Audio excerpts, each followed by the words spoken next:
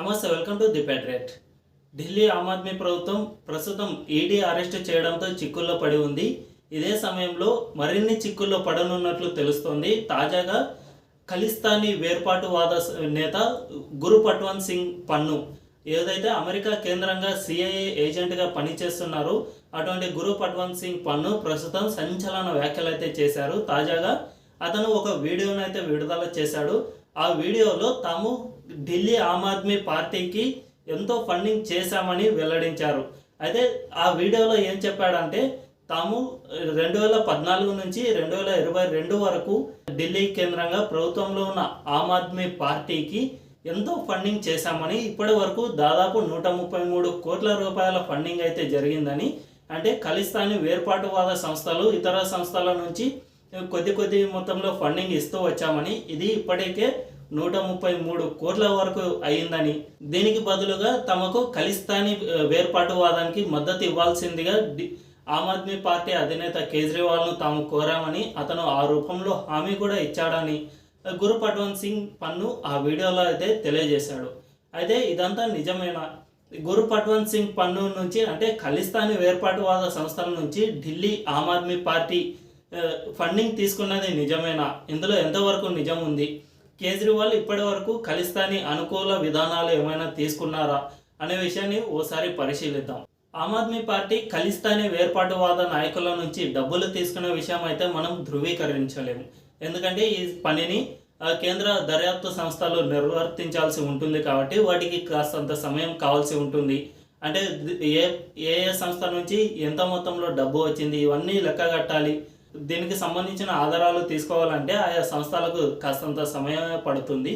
కానీ ఆమ్ ఆద్మీ పార్టీ డబ్బులు తీసుకున్నందుకు ఖలిస్తానీ అనుకూల విధానాలు ఏమైనా తీసుకుందా అనే విషయానికి వస్తే మనకు కొన్ని లూప్ హోల్స్ బయటపడతాయి. ఇవి మనం ఇప్పుడు చర్చించుకునే ప్రయత్నం చేద్దాం. ఆమ్ ఆద్మీ పార్టీ మనందరికీ తెలుసు, గతంలోనే ఖలిస్తానీ అనుకూల విధానాలు తీసుకుంటుంది.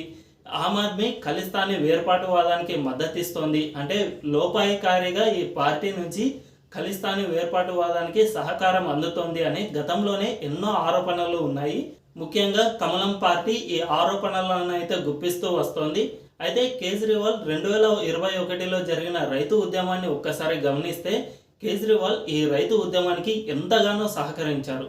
అయితే రైతు ఉద్యమానికి సహకరిస్తే అందులో అంతగా అనుమానం పడాల్సిన అవసరం లేదు.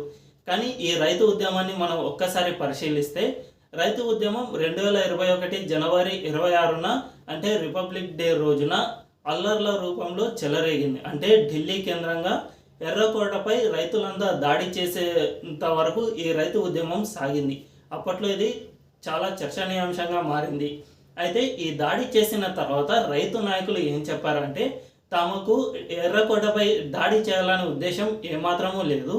తమ ఉద్యమంలో కొన్ని ఇతర శక్తులు తోడవడంతోనే ఈ అల్లర్లు జరిగాయి. తమకు ఈ అల్లర్లకు ఏమాత్రమూ సంబంధం లేదు. ఈ ఉద్యమం వెనకాల కొంతమంది, అంటే బయటి శక్తులు రావడంతోనే ఈ ఉద్యమం జరిగాయి అని రైతు ఉద్యమ నాయకులే తేల్చి చెప్పారు. సో ఢిల్లీ కేంద్రంగా జరిగింది రైతు ఉద్యమమే కావచ్చు, కానీ ఈ ఉద్యమం వెనుక కొన్ని శక్తులు వీరిని రెచ్చగొట్టే ప్రయత్నం చేశాయి. దీని కారణంగానే ఢిల్లీ కేంద్రంగా రైతు ఉద్యమం అల్లర్లు చెలరేగాయి.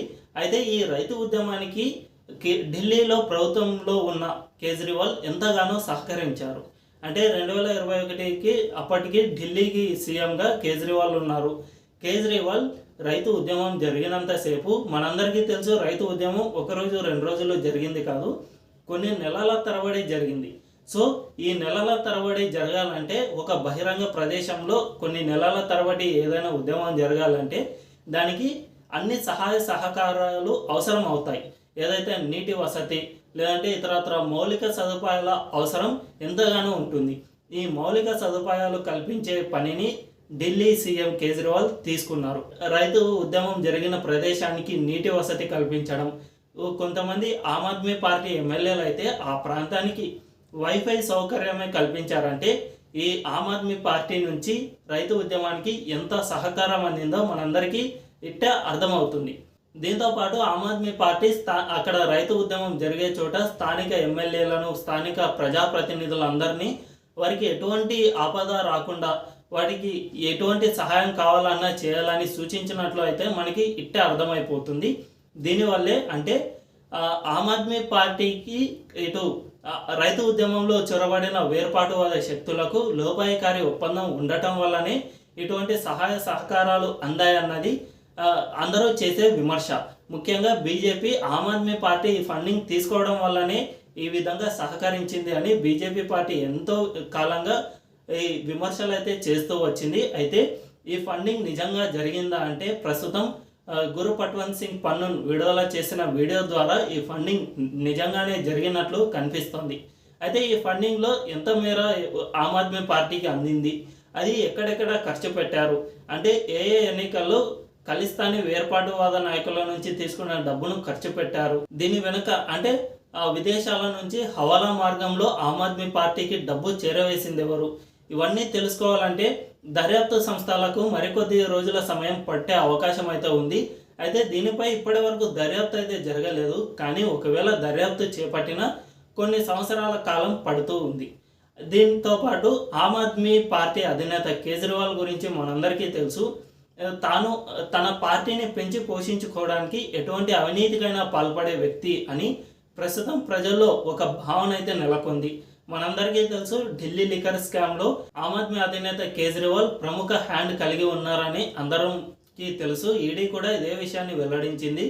ఈ లిక్కర్ కుంభకోణం కేసులో కేజ్రీవాలే కింగ్ పిన్ అని ఈడీ వెల్లడించింది. అయితే కేజ్రీవాల్ కేవలం లిక్కర్ స్కామ్ మాత్రమే కాదు, వెనకుండి తెర వెనక ఖలిస్తానీ వేర్పాటువాద నాయకుల నుంచి డబ్బులు కూడా తీసుకున్నట్లు, అంటే పార్టీని ఎదగడానికి ఫండింగ్ కూడా తీసుకున్నట్లు తెలుస్తుంది. అయితే ఇవన్నీ నిజమో కాదో తెలియాలంటే దర్యాప్తు సంస్థలు దీనిపై దర్యాప్తు చేపడితే కానీ ఇందులో ఎంతవరకు నిజం ఉంది అన్నది బయటకి రాదు.